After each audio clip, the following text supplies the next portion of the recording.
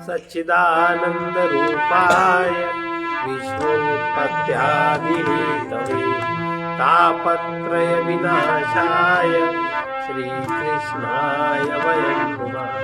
चैतन्यं शाश्वतं शान्तं व्योमातीतं निरञ्जनं नादबिन्दुकलातीतं तस्मै श्रीगुरुवे नमः। सर्वरूपमयी देवी सर्वं देवीमयं जगत् अतोऽहं विश्वरूपां तां नमामि परमेश्वरी।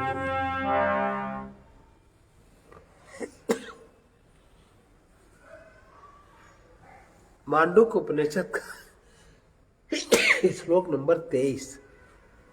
अकारो नयते विश्वम् अकारश्चापि तैजसम् मकारश्च पुनः प्राज्ञम् नामात्रे विद्यते गतिः। अकारो नयते विश्वम् उकारश्चापि तैजसम् मकारश्च पुनः प्राज्ञम् नामात्रे विद्यते गतिः। आकार विश्व को प्राप्त करा देता है। आकार से जो आकार का बार बार प्रयोग करे, आकार को जो व्यवहार में व्यवहृत करे, आकार का जो स्मरण चिंतन करता है जाने अनजाने, उसे विश्व प्राप्त होता है। विश्व का अर्थ है ये शरीर, पूर्ण शरीर। पूर्ण माने जो सुंदर भी हो, जो हर तरीके से पूर्ण हो, जिसमें किसी प्रकार की कमी ना हो, सारी धातुएं उचित मात्रा में हो।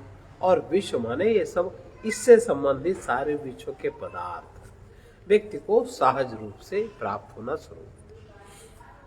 तथा उकार तेजस को, उकार वाला व्यक्ति जो उकार का प्रयोग करता है उसकी बुद्धि काल्पनिक हो जाती है, वो सपनों में विचरण करने लगता। इसीलिए जो अभी आज भी जैसे हम लोग कोई ऊ करके जो खेले तो बच्चों को मना किया जाता है, नहीं ये नहीं ठीक है, ये नहीं ठीक है। और मकार प्राज्ञ को, मकार का बार बार अनजाने आप जब प्रयोग करते हो तो प्राज्ञ माने अज्ञानता प्राप्त होती है। अज्ञानता, जड़ता, सोने सुषुप्तावस्था प्राप्त होती है। किंतु अमात्रा में किसी की गति नहीं। अमात्रा उसके बाद उससे पूर्ण का अनुभव मिलता है, कुछ नहीं। अब देखो, आकार विश्व को प्राप्त कर, अपने यहां जो जीव के सबसे निकट, जो सबसे करीब प्राणी पहली बार जिसके सन्मुख होता है, उसके लिए आ शब्द का प्रयोग करता है। जैसे छोटा बच्चा पहले अम्मा ही बोलता है, क्योंकि जागृत हुआ विश्व में, उसको विश्व का चाहिए।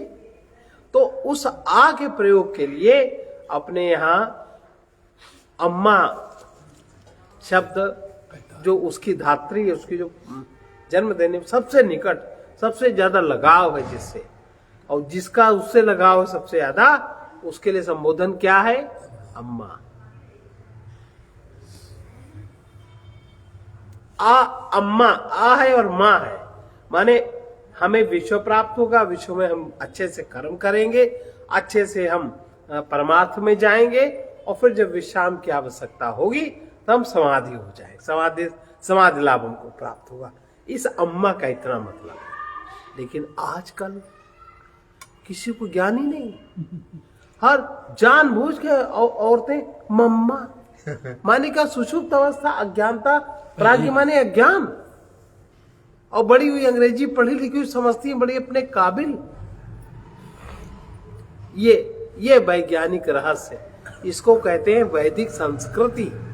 तो वैदिक संस्कृति में अभी आप लोगों के यहां भी अगर ये मम्मा का फैशन हो तो उनको अम्मा सिखाओ, अगर जीवन में सफलता चाहते हो तो। और सफलता कैसी? ज्ञान के साथ सफलता चाहते हो, अंत में परिणाम में अगर समाधि चाहते हो तो उसको अम्मा कहना सिखाओ, इसको पुनः जागृत करो, बताओ उनको ये गलत है। अब ये कहां से चला? जहां का विश्व की जो स्थिति अंधकारमय है, पश्चिम देश, पश्चिम जगत, अंग्रेजी भाषा, वहां ज्ञान का प्रकाश नहीं मानते, ईश्वर को सर्वतोमुखी नहीं मानते, ईश्वर को व्यापक नहीं मानते। किसी एक व्यक्ति को जिसमें थोड़े से अच्छे गुण, अच्छा आचरण जो करता है समाज में, उसको भगवान मान के उसी में केंद्रस्थता है, तो वो तो मम्मा ही कहेंगे, सिखाएंगे। तो आकार विश्व को प्राप्त करा देता है। अगर हम आकार का प्रयोग बार बार करते हैं अपनी जिंदगी में और प्रेम पूर्वक करते हैं, अब माँ से तो प्रेम ही होता है, भूख लगे तो अम्मा, प्यास लगे तो अम्मा, नींद लगे तो किसी, और माँ का भी बच्चे से प्रेम का ही दूसरा कोई संबंध नहीं होता। और प्रेम में जो वात्सल्य माने सबसे उच्च भाव है उससे होता, तो उसमें जो बार बार जो आकार का आवर्तन विवर्तन होता है, उससे अपने आप विश्व माने आपका ही शरीर की सारी अवस्थाएं स्वस्थ रहती है, शरीर में हर धातु ठीक से बनती है, शरीर में हर क्रिया ठीक से होती, और शरीर से संबंधित जो पदार्थ जगत है उसको आपको बहुत कम परिश्रम से बहुत उससे सब कुछ प्राप्त होता है। इसलिए अम्मा का प्रचलन था।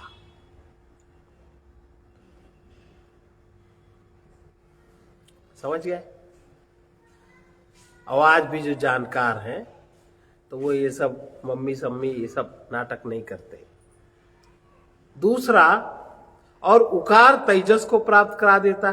तेजस माने स्वप्न अवस्था, जहां यथार्थ कुछ नहीं है, आपके अंदर जो निहित है उसी का प्रकटीकरण है, उसी में आप सुख मानते हो। इसलिए उकार का कहीं भी प्रयोग व्यवहार में नहीं है। जितने भी संबंध रिश्ते नाते हैं, उकार से कोई शुरू नहीं होता।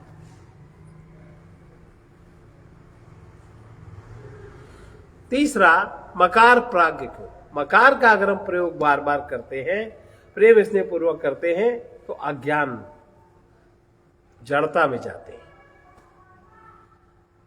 आगे साथ अगर मकार का प्रयोग करते हैं जैसे अम्मा, तो समाधि में जाते, क्योंकि आज जागृत है।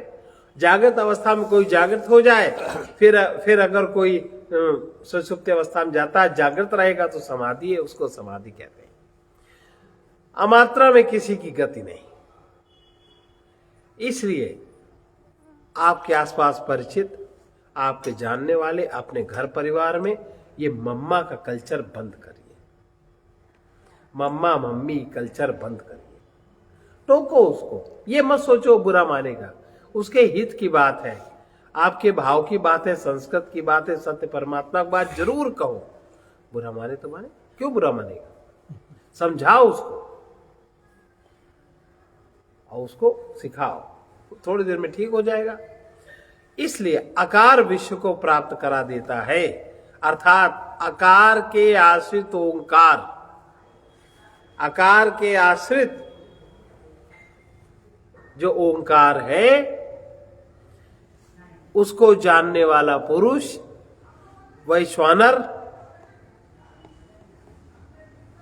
को प्राप्त हो जाता है।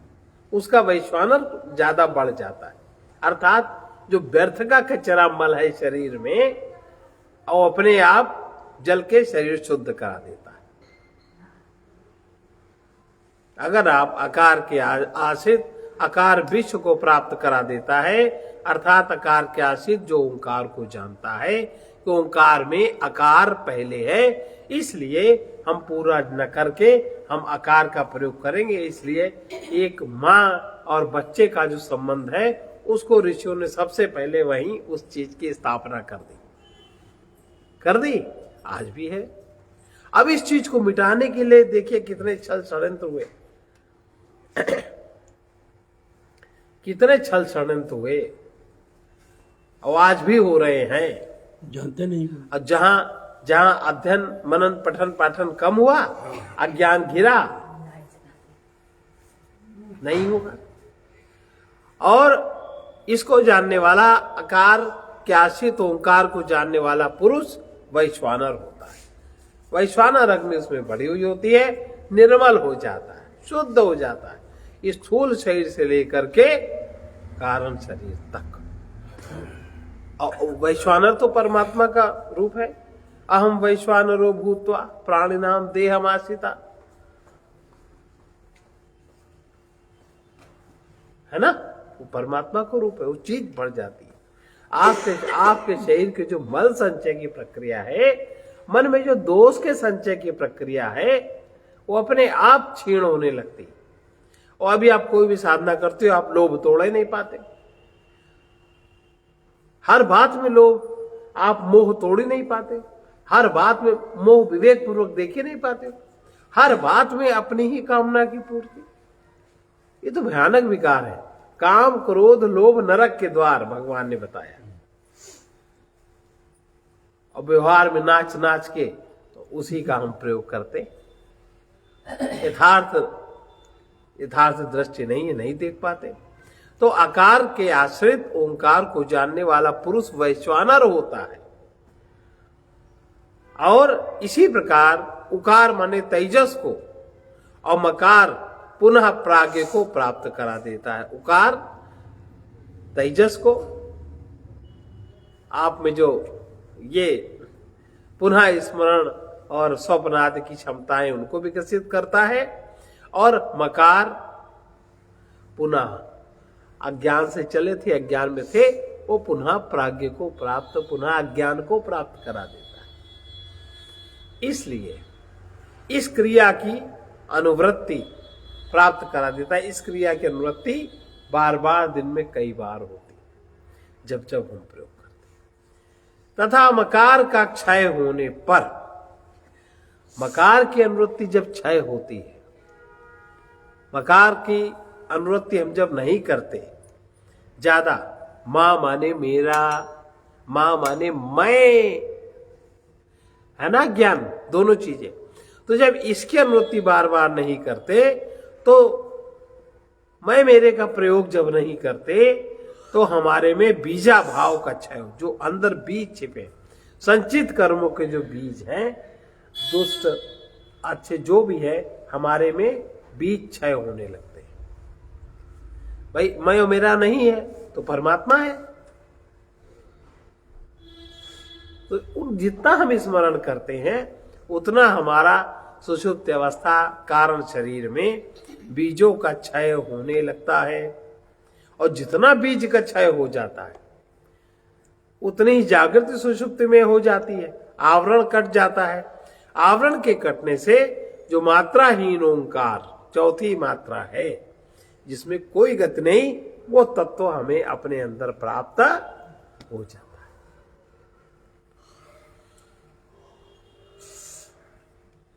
ये इसका तात्पर्य है। स्पष्ट हुआ? अब आगे आइए। आकार, अमात्र और आत्मा का क्या तादात्म्य? अमात्रा माने आत्मा, अमात्रा माने चौथा स्तर माने आत्मा। मकार का प्रयोग जितना भी कम करेंगे, मैं और मेरे का प्रयोग जितना कम करेंगे, उतना ही ज्यादा हमें स्थिर तत्व की स्थिति बढ़ेगी। सुषुप्ति का आवरण, बीजों की सघनता, इसकी सबकी ये सब कम होगी, समाप्त होगी। अगर इस प्रकार विचार नहीं करते,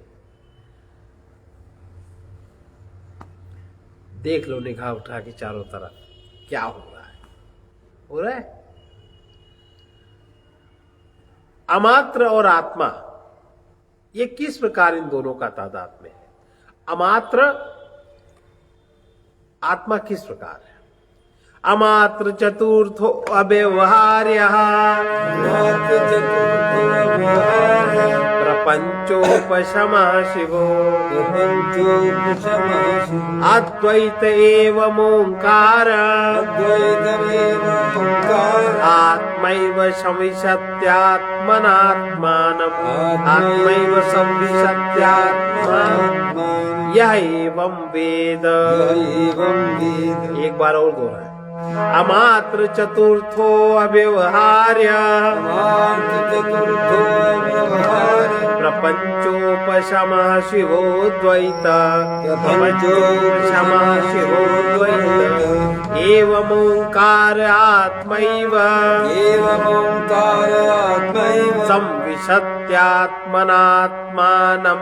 संविशत्यात्मनात्मानं यह एवं वेद। मात्रा रहित आकार। देखो, सुषुप्ति अवस्था तुरीय अवस्था नहीं, मात्रा रहित जहां वो स्थिर तत्व है, जहां आत्मा प्रखर रूप से है, मात्रा रहित आकार तुरीय आत्मा ही है। मात्रा रहित आकार, जहां कोई मात्रा नहीं है, वहां जो आकार है, वहां भी आकार है, माने जागृत, वो तुरीय आत्मा ही है। वो अव्यवहार्य है, प्रपंचोपशम है, शिव और अद्वैत है। इस प्रकार ओंकार आत्मा ही है। जो उसे इस प्रकार जानता है, वो स्वतः अपने आत्मा में प्रवेश कर जाता है। आत्मा में उसका जो अहंकार, वो उसकी खोल छोड़ जाती है, वो चेतना उसमय होके काम करने लगती है। फिर से देखिए, मात्रा रहित ओंकार तुरीय आत्मा ही है। मात्रा रहित ओंकार चौथी अवस्था, ये तुरीय अवस्था है। वो तुरीय अवस्था अव्यवहार है, उसको आप व्यवहार में प्रयोग नहीं कर सकते, बुद्धि से समझ नहीं सकते, क्योंकि बुद्धि उसके बाद बनी।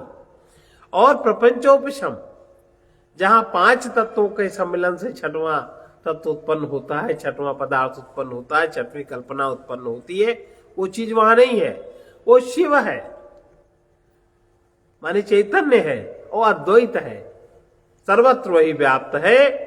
इस प्रकार ओंकार आत्मा ही है। जो उसे इस प्रकार जानता है, वह स्वतः बिना प्रयास के अपने आत्मा में ही प्रवेश कर जाता है। अब बताओ, इसमें क्या कठिन? इसमें कौन सी समाधि लगानी है, कौन सा इसमें ध्यान लगाना है? ध्यान माने विवेक की जागृति और एकाग्रता। अब अमात्र, जिसकी मात्रा माने जिसका कोई माप तौल, अब जगत का तो माप तौल है, इतने बड़ी पृथ्वी है, इतने उसमें पक्षी हैं, इतने प्रकार के प्राणी हैं, इतना जल, सबकी माप है। सूक्ष्म जगत में ये है, आपके मन की ये गहराई है, कारण जगत में भी पता है माप। लेकिन चौथे में जो आत्मा का तत्व है, इस तरह है, उसकी माप तौल कोई नहीं कर सकता, ना आज तक हुई। वो अमात्र ओंकार चौथा अर्थात तुरीय केवल आत्मा ही है। वो है तुरीय अवस्था, सुषुप्त अवस्था, तुरीय अवस्था, वो केवल आत्मा है। वहां केवल आत्मबोध है। अविधान रूप वाणी और अविधेय रूप मन का। अविधान हम निरंतर जिसके प्रयोग से सारा व्यवहार करते हैं।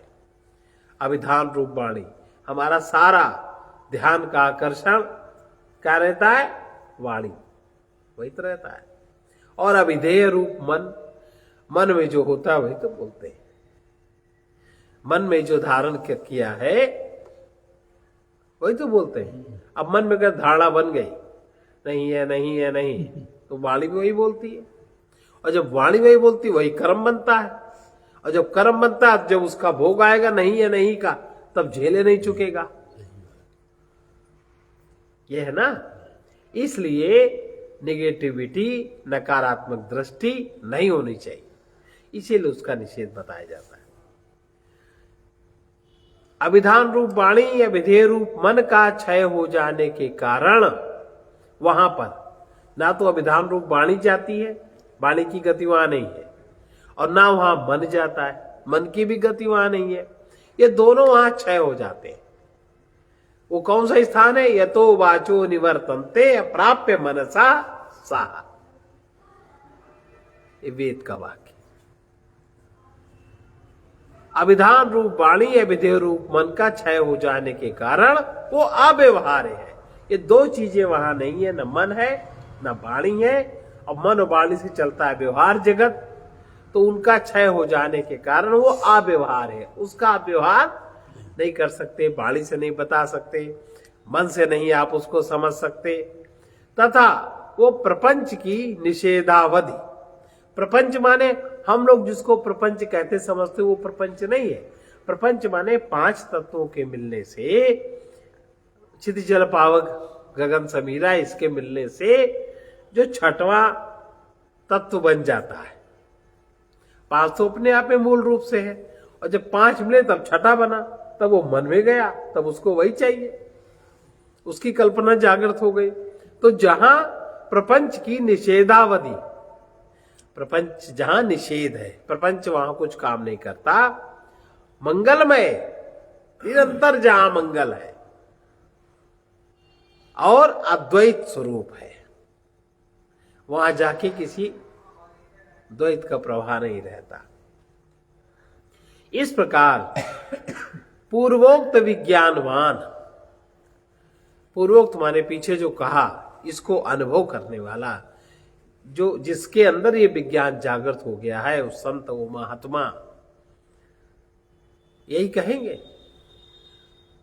इसको अनुभव करने वाला विज्ञानवान उपासक के द्वारा।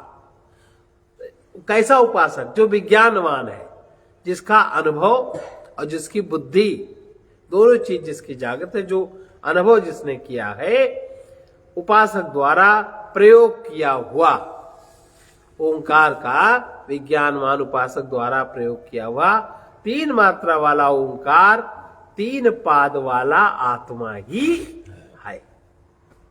ऐसा जो उपासक है, जो इस प्रकार जानता है, जो इस प्रकार जानता है, बुद्धि से भी जानता है और अपने अनुभव से भी जानता है। अब यहां मन की मान्यता की बात नहीं है कि हम मान ले आंख बंद करके ओंकार ध्यान लगा के बैठ जाएंगे, ये सब नहीं। इस प्रकार जो जानता है, अर्थात इस प्रकार जो ओंकार की उपासना करता है, स्वतः तुरीया की उपासना करता है, तुरीय अवस्था में साक्षी तत्व में जिसकी जागृति है, जो उसको अनुभव भी करता है, इस प्रकार वो स्वतः ही अपने पारमार्थिक आत्मा में प्रवेश कर जाता है। आत्मा के अलावा, आत्मा अर्थात इसका मतलब क्या है? जितने भी आवरण हैं हमारे मन के, बुद्धि के, वो आवरण अपने आप समाप्त हो जाते हैं। समाप्त हो जाते हैं तो आत्मा में उसकी तुरीय अवस्था में भी जागृति हो जाती है। तो जो सबसे ज्यादा आनंददायी मंगलमय, वही तो कोई रहेगा सुंदरतम। दुख में कोई क्यों रहेगा? मन के लेवल पर रहो तो दुख, मन के लेवल पर रहो तो क्लेश, बुद्धि के लेवल पर रहो तो अहंकार, परेशानी सब जगह। तो जो वो स्वतः अपने पारमार्थिक स्वरूप में प्रवेश कर जाता है। परमार्थदर्शी ब्रह्मवेत्ता,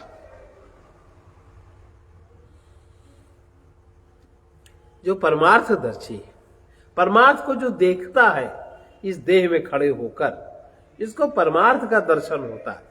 जो परमार्थ में ही सब कुछ अनुभव करता है, जिसके जीवन का उद्देश्य ही परमार्थ है, जो परमार्थ में ही जीता है, ऐसा ब्रह्मवेत्ता तीसरे बीज भाव को दग्ध करके, ऐसा ब्रह्म जो सर्वत्र परमार्थ कोई देखता, परमार्थ कोई जानता, परमार्थ कोई करता है, ऐसा ब्रह्मवेत्ता इसका जो तीसरे स्तर पर जो बीज है, क्या? अज्ञान का, अविद्या का, ये बीज भाव दग्ध करके आत्मा में उसका प्रवेश हो जाता है।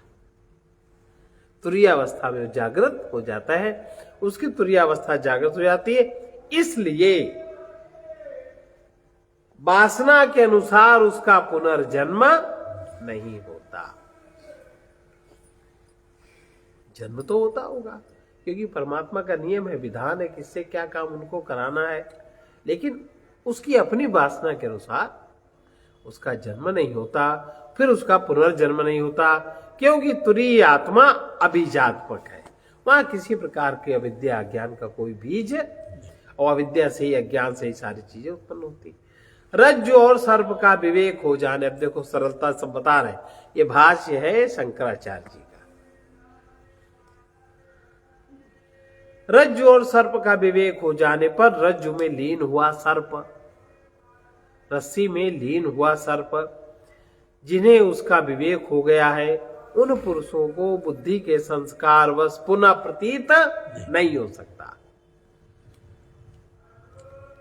एक बार अगर ये हो जाए, रस्सी और सांप का विवेक हो जाने पर रस्सी में लीन हुआ सर्प जिन्हें उसका विवेक हो गया है, उन पुरुषों को बुद्धि के संस्कार वश, विवेक हो गया, संस्कार का, विवेक का संस्कार पड़ गया, फिर पुनः वो प्रतीत नहीं हो सकता। किंतु जो मंद और मध्यम बुद्धि वाले हैं, कमजोर जिनकी बुद्धि है और जिनकी बुद्धि में कोई संस्कार, विवेक का संस्कार नहीं है, साधक भाव को प्राप्त, किंतु जो मंद और मध्यम बुद्धि वाले साधक भाव को प्राप्त सन्मार्गगामी सन्यासी पूर्वोक्त मात्रा और पादों के निश्चित सामान्य भाव को जो जानने वाले हैं, उनके लिए तो किंचित विधिवत किंचित उपासना किया हुआ ओंकार ब्रह्म प्राप्ति के लिए आश्रय स्वरूप हो जाता है,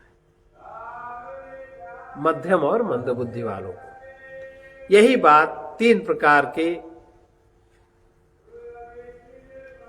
आश्रम है इत्यादि वाक्यों से आगे कहेंगे। 3 प्रकार के जो आश्रय हैं, यही बात आगे कहेंगे। समस्त और व्यस्त, समस्त और व्यस्त ओंकारोपासना किस प्रकार होती है, पहले के समान देखिए। ओंकारम पादशो विद्यात, पादा मात्रा न संशयः, पादा मात्रा न संशयः।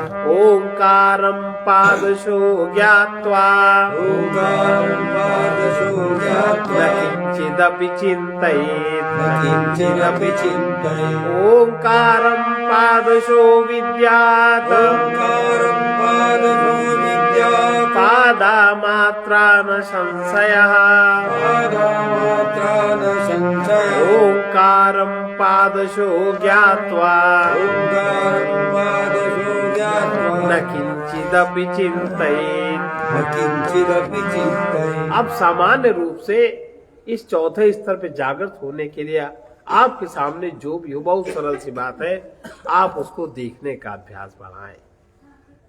आप उसमें तादात्म्य न करें।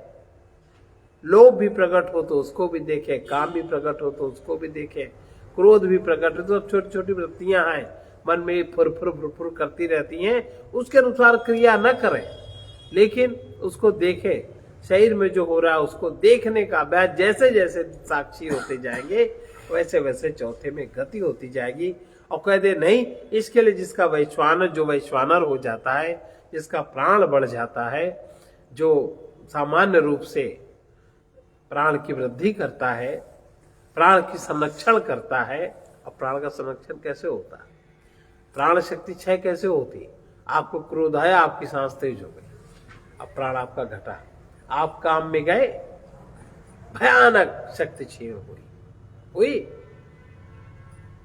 आप में लोभ हुआ, सूक्ष्म शरीर संकुचित होने लगा। जितने भी विकार हैं ये सब हमारी प्राण शक्ति को क्षीण करते हैं, लेकिन समझ में हमें नहीं आता, क्योंकि हम जानते ही नहीं कि किससे क्या क्षीणता हो। और जितना भी निर्विकार तत्व है उस हमारे प्राण सुविधा को बढ़ा देता है जीवन में। तो ये देखिए, ओंकार को एक एक पाद करके जाने, बार बार जाने, बार बार सुने इस विषय में, एक एक पाद, आकार, विश्व चैतन्य, उसको जाने। और पाद ही मात्राएं कही जाती हैं। इसमें कोई संदेह नहीं। इस प्रकार ओंकार को पाद क्रम से जानकर फिर कुछ भी न किंचिदपि चिंतयेत, जाने फिर कुछ भी चिंतन न करें, चित्त से काम न लें, मनन न करें, चिंतन न करें, एकदम साक्षी होके स्थिर रहे। हो गया, इतनी सी साधना है। इसको सुने, सुन के जानकारी होगी, और जानकारी के बाद इसमें कोई संदेह नहीं, यही मात्राएं हैं। इस प्रकार ओंकार को पाद क्रम से जानकर न किंचिदपि, कुछ और चिंतन न करें। पूर्वोक्त समानताओं के कारण पाद ही मात्राएं हैं, मात्राएं ही पाद हैं। अतः तात्पर्य यह है कि ओंकार को पाद क्रम से जाने, अपने मन से न जाने, और पाद क्रम से व्यवहार में प्रयोग करें।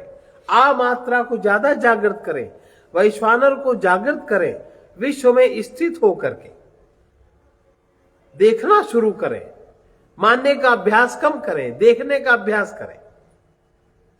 तो इस प्रकार ओंकार का ज्ञान हो जाने पर, कृतार्थ हो जाने के कारण किसी भी दृष्टार्थ माने ऐहिक माने विश्व माने ये संसार, और अदृष्टार्थ पारलौकिक, लौकिक या पारलौकिक प्रयोजन का फिर चिंतन न करे।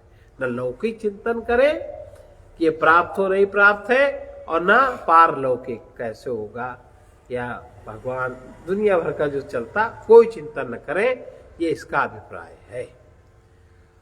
अब क्या करें? ये जब कर लेंगे तब क्या होगा? युञ्जीत प्रणवे चेतः, प्रणवो ब्रह्म निर्भयम्, प्रणवे नित्ययुक्तस्य न भयं विद्यते कचित्, न भयं विद्यते कचित्। युञ्जीत प्रणवे चेतः, प्रणवो ब्रह्म निर्भयम्, प्रणवे नित्ययुक्तस्य न भयं विद्यते क्वचित्, न भयं विद्यते। लेकिन ऐसे जब हम करेंगे तो हम तुरंत मन से करने लगेंगे, और मन का यहाँ बात ही नहीं है।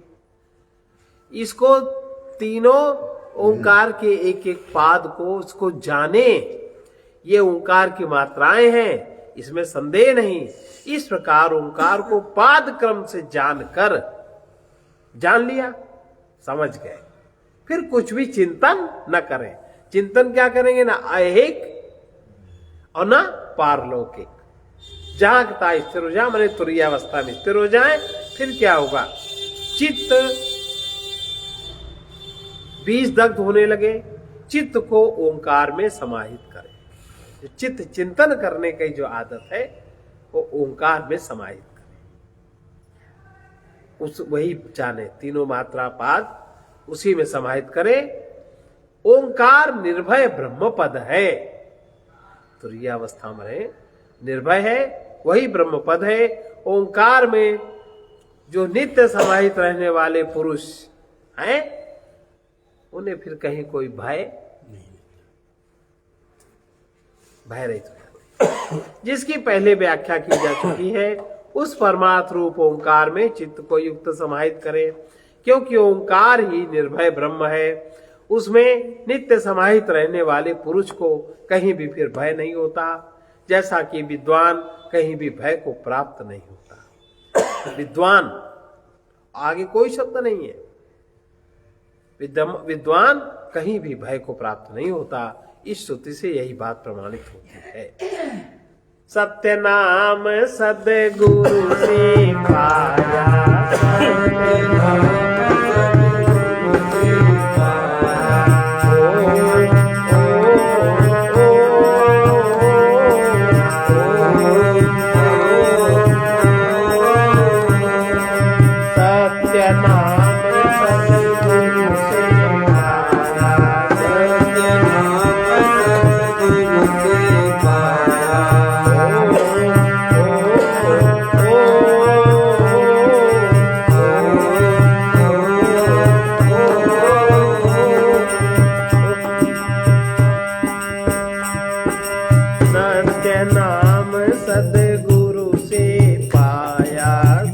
सत्य नाम सदगुरु से पाया। ओम ओम ओम ओम ओम ओम। सब मंत्रों में प्राण ओम है, सब मंत्रों में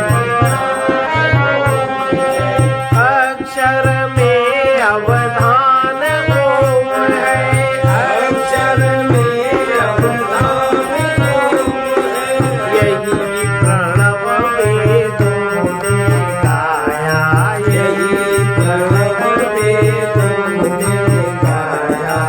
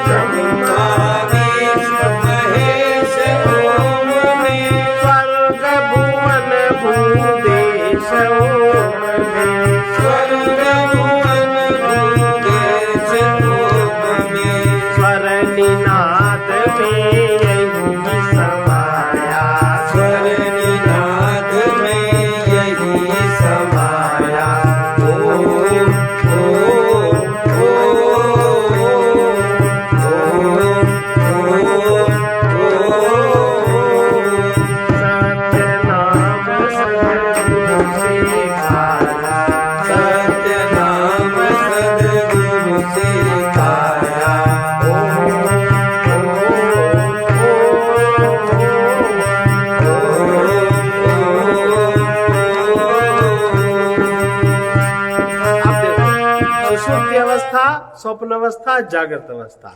कारण सूक्ष्म स्थूल ओम में, कारण सूक्ष्म स्थूल ओम में, अंत मध्य अरुमूल ओम में, अंत मध्य अरुमूल ओम में।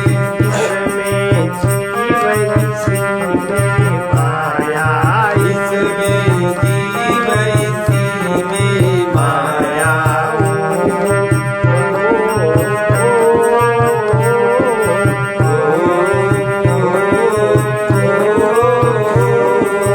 सत्य नाम सद्गुरु से पाया, सत्य नाम सद्गुरु से पाया।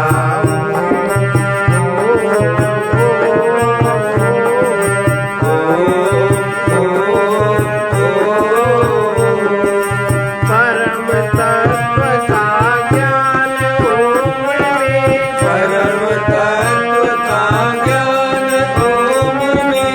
ब्रह्म शक्ति का ध्यान ओम में, ब्रह्म शक्ति का ध्यान ओम में। ओंकारमय विश्व दिखाया, ओंकारमय विश्व दिखाया।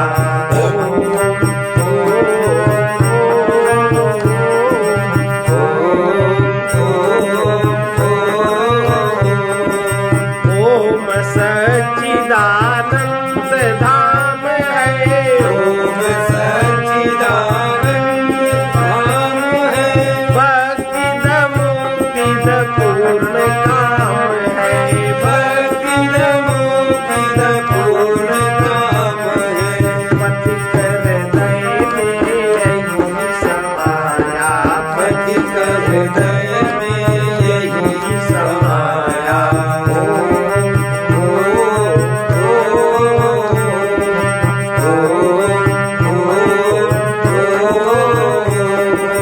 सत्य नाम सद्गुरु से पाया, सत्य नाम सद्गुरु से पाया।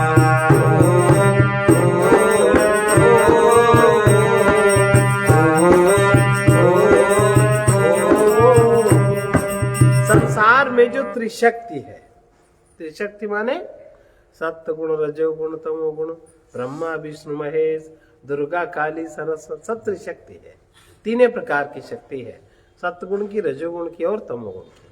जो त्रिपुटी है, जो त्रिगुण है, सब ओम में ही है, सब ओम में ही है। ओम का ध्यान करने वाला, अभी जो हम लोगों ने सुना, और इस प्रकार ध्यान करने वाला त्रिगुणमय जगत को पार कर, शून्य में शांत रहकर परम तत्व का बोध प्राप्त करता है, अर्थात साक्षी हो जाता है, अधिकारी ही। अब हर व्यक्ति को आप ओंकार का ध्यान कराने लगो, अधिकारी ही ओम का ध्यान कर सकते हैं। ध्यान योग द्वारा, अब इस प्रकार के ध्यान योग द्वारा 5वें चक्र में ओम का नाद प्रस्फुटित होता है। ये पहचान है कि ध्यान हमारा सिद्ध हो। आप कह दो हर एक कोई कराने लगो, ऐसा थोड़ी ना। हर एक को कोई क्या अपनी रकम देता है? कुछ होता है क्या? जब जगत के चीजों की इतनी कीमत है तो उसके पर्दे में जो लगा, उसके पर्दे में सब चीजें नहीं डाली जाती।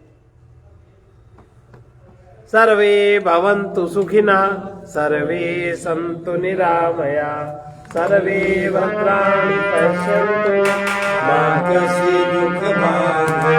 कृष्णाय वासुदेवाय हरे परमात्मने प्रणतक्लेशनाशाय गोविन्दाय नमो नमः।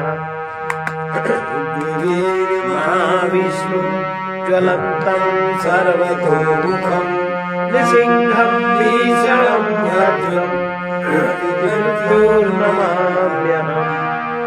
ॐ भूर्भुवः स्वः,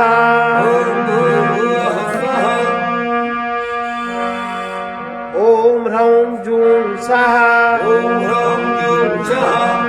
भूर्भुवः स्वः, ॐ त्र्यम्बकं यजामहे, सुगन्धिं पुष्टिवर्धनम्, उर्वारुकमिव बन्धनात्, मृत्युमुक्षीयमामृतात्, ॐ स्वः ॐ भुवः भूः, ॐ सः जूं रौं, असतो मा सद्गमय, तमसो मा ज्योतिर्गमय, मृत्योर्मामृतम्। ॐ पूर्णमदः पूर्णमिदं पूर्णात् पूर्णमुदच्यते, पूर्णस्य पूर्णमादाय पूर्णमेवावशिष्यते। ओम शांति शांति शांति।